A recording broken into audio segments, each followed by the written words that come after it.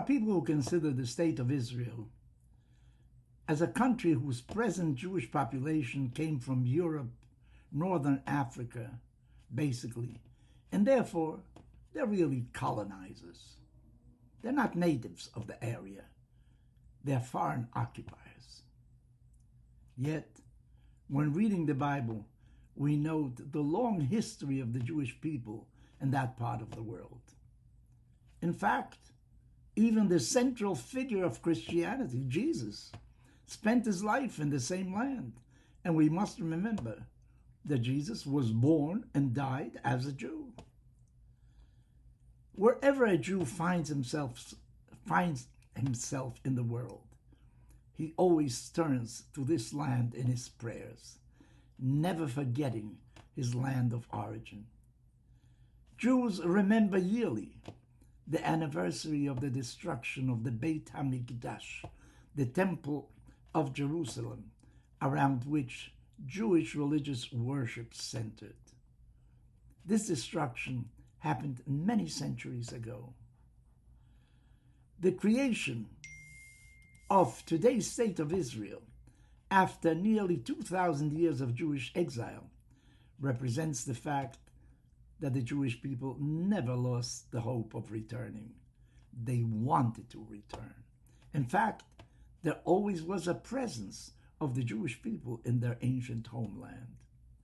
And when they did return en masse, they found an abandoned land, a territory of sand and stones, without any significant agriculture, no development at all.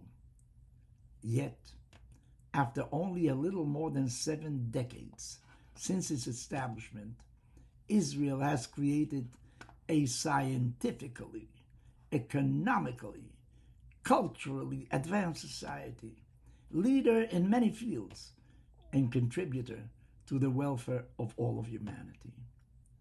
The Jewish people proved the impossible. While many ancient peoples and cultures disappeared, assimilated into other cultures, Judaism, against all odds, remained loyal to its principles and traditions. Why is that so? There are many different reasons. Maybe persecution is one of them.